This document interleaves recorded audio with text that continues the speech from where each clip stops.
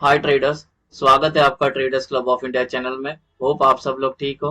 तो स्टार्ट करते हैं बैंक निफ्टी का मार्केट एनालिसिस कल के लिए। कल है 3 जनवरी 2025।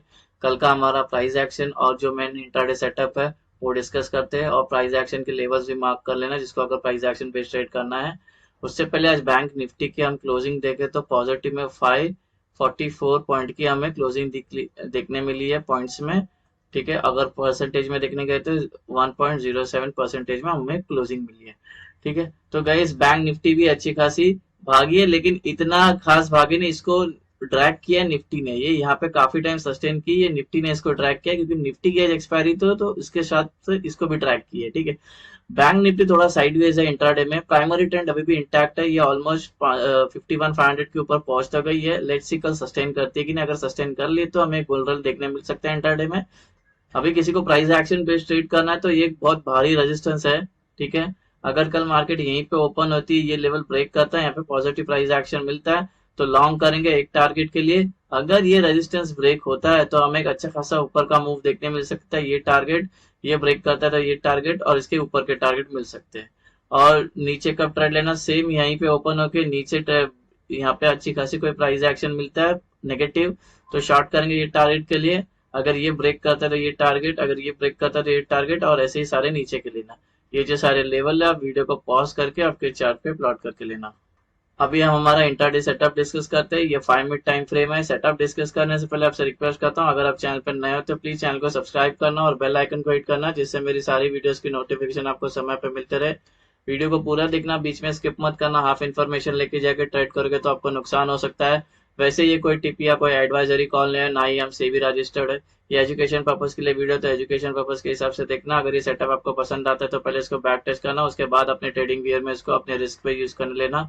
और ये सेटअप से रिलेटेड कुछ आपको अलग से डाउट आता है और भी कुछ डाउट आता है तो अलग से एक वीडियो बनाया जिसका नाम है ब्रह्मास्त्र स्ट्रैटेजी।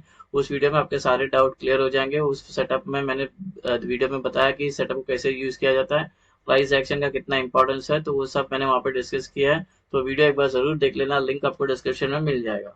और ये है हमारा कल का न्यूट्रल पॉइंट है और नॉन ट्रेडिंग जोन है। ये देखने से ही वाइड लग रहा है तो ये असेंडिंग वाइड आ गया है। और ये पूरी जोन की जो वैल्यू है नॉन ट्रेडिंग जोन की मैंने यहाँ पे मेंशन किया। वीडियो को पॉज करके आपके चार्ट पे प्लॉट करके लेना। ये हम रेजिस्टेंस लेवल डिस्कस करते हैं। ये रेजिस्टेंस 1 नॉन ट्रेडिंग जोन, ये रेंज रेजिस्टेंस 1 के अंदर प्रीवियस डे इंक्लूड है। रेजिस्टेंस 2 नॉन ट्रेडिंग जोन, ये range. Resistance 3 non trading zone, ये रेंज। 4 नॉन ट्रेडिंग जोन, ये रेंज। 5 नॉन ट्रेडिंग जोन, ये उसकी रेंज। सपोर्ट लेवल डिस्कस करते हैं। सपोर्ट 1 नॉन ट्रेडिंग जोन, ये रेंज। सपोर्ट 1 के अंदर प्रीवियस डे लो इंक्लूड है। सपोर्ट 2 नॉन ट्रेडिंग जोन, ये range. Support 3 non trading zone, ये रेंज। 4 नॉन ट्रेडिंग जोन, ये रेंज। 5 नॉन ट्रेडिंग जोन, ये उसकी रेंज। एंट्री और एग्जिट होगी जब नॉन ट्रेडिंग जोन बन जाता है तो अपर साइड में ग्रीन एरोज मार्क करना और लोअर साइड में रेड एरोज मार्क करना, जिससे आपको एंट्री और एग्जिट आसानी समझ में आए। ग्रीन का मतलब बाय करना है, लॉन्ग करना है। रेड का मतलब हमें सेल करना है, शॉर्ट करना है। सेटअप के दो इंपॉर्टेंट रूल है। पहला जो रूल समझाने जा रहा हूँ वो ध्यान से सुनना, बिकॉज निफ्टी में भी सेम अप्लाई करना है, कोई चेंजेस नहीं है। तो जो रूल नंबर 1 है R1, पहले प्राइस को नॉन ट्रेडिंग जोन में होनी चाहिए। तो प्राइस सपोज कहीं पे भी आने दो, अज्यूम करते हैं अभी फिलहाल के लिए प्राइस यहाँ पर है तो आ गई है, तो ये रूल नंबर 1 है।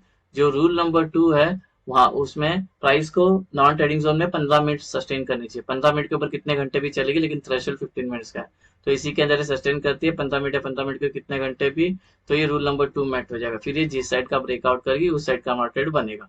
तो ये दोनों रूल काफी इंपॉर्टेंट है, ध्यान में रखना, इसके बिना हम ट्रेड में एंटर नहीं हो सकते। अभी फ्लैट ओपन का डिस्कस करते हैं। मार्केट अगर यहीं पे ओपन होती है आज जहाँ पे क्लोज होगी तो उसको फ्लैट ओपन बोलते हैं।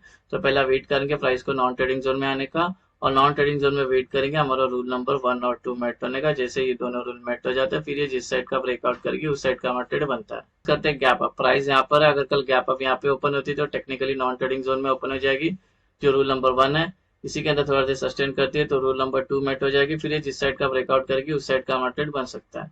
अगर ये गैप अप होती है और अपने आप को यहाँ पे ये सस्टेन नहीं कर पाती है, तुरंत बड़ी बड़ी कैंडल बन के नीचे आना स्टार्ट करती है या और ऊपर जाती है, तो ऐसे में हम ट्रेड नहीं करेंगे जब तक प्राइस नॉन ट्रेडिंग जोन में सस्टेन नहीं करती है। तो ये गैप अप होती है, सपोज से गिरना स्टार्ट करती है, यहाँ पे भी अपने आप को रोक नहीं पाती, यहाँ पे आके इसको एक ये नॉन ट्रेडिंग जोन में अच्छा खासा सपोर्ट मिलता है और यहाँ पे हमारा रूल नंबर 1 और 2 मेट होता है। फिर ये जिस साइड का सपोज ब्रेकआउट करेगी उस साइड का हमारा ट्रेड बनता है। अगर ये gap up non trading zone के बीच में ओपन हो रही है तो पहले वेट करेंगे प्राइस को नॉन ट्रेडिंग जोन में आने का, और वेट करेंगे नॉन ट्रेडिंग जोन में हमारा रूल नंबर 1 और 2 मेट होने का। जैसे ये दोनों रूल मेट होते हैं फिर ये जिस साइड का ब्रेकआउट करेगी उस साइड का ट्रेड बनता है। अभी गैप डाउन डिस्कस करते हैं। प्राइस यहाँ पर है, अगर कल गैप डाउन यहाँ पे ओपन होती तो ये टेक्निकली नॉन ट्रेडिंग जोन में ओपन हो जाएगी, जो रूल नंबर 1 है इसी के अंदर सस्टेन करती है, और रूल नंबर 2 मेट होती है, फिर जिस साइड का ब्रेकआउट करेगी उस साइड का ट्रेड बनता है। अगर ये गैप डाउन होती है और यहाँ पे अपने आप को सस्टेन नहीं कर पाती है, तुरंत ऊपर जाने लगती है या और नीचे गिरती है, तो ऐसे में हम ट्रेड नहीं करेंगे जब तक प्राइस नॉन ट्रेडिंग जोन में कंसोलिडेट नहीं करती, जैसे अभी थोड़ी देर पहले गैप अप में डिस्कस किया। तो ये गैप डाउन होती है और सपोज ये ऊपर जाती है और इधर आके इसको एक रेजिस्टेंस मिलता है अच्छा खासा, और इस नॉन ट्रेडिंग जोन रेजिस्टेंस में हमारे दोनों रूल मेट हो जाते हैं, फिर ये जिस साइड का ब्रेकआउट करेंगे उस साइड का ट्रेड बनता है। अगर ये gap down non trading zone के बीच में ओपन हो रही है तो वेट करेंगे पहले प्राइस को नॉन ट्रेडिंग जोन में आने का, और वेट करेंगे नॉन ट्रेडिंग जोन में हमारा रूल नंबर 1 और 2 मेट होने का। जैसे ये दोनों रूल मेट हो जाता है, फिर ये जिस साइड का ब्रेकआउट करेगी उस साइड का ट्रेड बनता है। टारगेट कैसे लेना है आपको एक बार एक्सप्लेन कर देता हूँ, बिकॉज निफ्टी में भी सेम अप्लाई करना है। सपोज यहाँ पे हमारे दोनों भी रूल मेट हो गए, ब्रेकआउट आया, हमने इस ट्रेड में एंटर हो गए, टारगेट 1 2 3 होगा। अगर ये वाला ऊपर के ट्रेड में एंटर हो गए तो ये 2 लेवल होंगे टारगेट। सपोज अभी इधर दोनों भी रूल मेट होकर ब्रेकडाउन आता है, ये नीचे का ट्रेड लिया तो ये वाले 2 लेवल होंगे टारगेट। अगर ये वाले नीचे के ट्रेड में एंटर किया तो ये 2 लेवल होंगे टारगेट। अगर ये वाले नीचे का ट्रेड में एंटर करते तो ये 2 लेवल होंगे टारगेट। तो सारे टारगेट आपको ऐसे लेने हैं। अभी ओआई का डेटा डिस्कस करते हैं और ओआई का सपोर्ट और रेजिस्टेंस मार्क करते हैं। अगर कल हम अप ट्रेंड में होंगे तो ऊपर हमें एक रेजिस्टेंस मिलेगा बैंक निफ्टी का, वो 52,100 का। इसको लग के प्राइस नीचे आ सकती है, ट्रेंड चेंज हो सकता है, बिकॉज कॉल राइटर्स ने सबसे ज्यादा यहाँ पे प्रेशर बना के रखे हैं, यहाँ पे सेलर एक्टिवेट हो जाएंगे। तो अगर आप इस ट्रेड में एंटर करोगे तो ध्यान रखना तुरंत अच्छा खासा रेजिस्टेंस है तो यहाँ पे सेफ एंट्री करना। इस सेटअप के 2 एंट्रीज है, सेफ और एग्रेसिव एंट्री। ये कैसे यूज करना है मैं थोड़ी देर में बताता हूँ, फिलहाल के लिए याद रखना। अगर अच्छा खासा ट्रेंड चाहिए तो इसको ब्रेक होने देना सेफ एंट्री में। अगर कल हम डाउन ट्रेंड में होंगे तो नीचे एक सपोर्ट देखने मिलेगा 50,900 का, इसको लग के प्राइस ऊपर जा सकती है, ट्रेंड चेंज हो सकता है, बिकॉज पी ने सबसे ज्यादा हुआ है यहाँ पे बिल्डअप करके बैठे हैं, यहाँ पे बायर्स एक्टिवेट हो जाएंगे, इसको लग के प्राइस ऊपर जा सकती है, ट्रेंड चेंज हो सकता है। यहाँ पे भी भले हमारा रूल नंबर 1 और 2 मैट हो जाए, ब्रेक डाउन आए तो यहाँ पे सेफ एंट्री करोगे तो अच्छा होगा। एग्रेसिव भी कर सकते हो लेकिन उस पर थोड़ा एक्सपर्टीज करना बैक टेस्ट करके। का रेशियो है, फुट का रेशियो बैंक निफ्टी का 1 चल रहा है, 1 इंडिकेट करता है साइडवेज को, ठीक है। तो ये टेक्निकली साइडवेज डाउन है मेरे हिसाब से, ठीक है, तो ये थोड़ा सा वीक है यहाँ पे। तो सेफ एंट्री डिस्कस करते हैं। प्राइस इसके अंदर है, अच्छा खासा सस्टेन की, ब्रेकआउट आया दोनों भी रूल मेट होने के बाद, और तो ब्रेकआउट वाली कैंडल छोड़ के नेक्स्ट जो 3 कैंडल है तीनों भी ग्रीन बननी चाहिए, साइज कोई भी चलेगा। उसके बाद जब एंटर करते तो सेफ बुलिश एंट्री होगी। सेम वे प्राइस इसके अंदर है, दोनों भी रूल मेट होते हैं और ब्रेक डाउन आती है, ब्रेकडाउन वाली कैंडल छोड़ के नेक्स्ट जो 3 कैंडल है तीनों भी रेड बननी चाहिए, साइज कोई भी चलेगा। उसके बाद जब एंटर करते हैं तो सिर्फ बेरिश एंट्री होगी। अभी एग्रेसिव एंट्री डिस्कस करते हैं। प्राइस यहाँ पर है, दोनों भी रूल मेट हो गया, ब्रेकआउट आया और ब्रेकआउट वाली कैंडल छोड़ के नेक्स्ट जो कैंडल है वो ग्रीन बननी चाहिए, साइज कोई भी चलेगी। एक कैंडल इसके बाद वाली ग्रीन बननी चाहिए, साइज कोई भी चलेगा, बस ये कैंडल नॉन ट्रेडिंग जोन को टच नहीं होना चाहिए, उसका विक भी टच नहीं होना चाहिए। उसके बाद जब एंट्री करते हो एग्रेसिव बुलिश एंट्री होगी।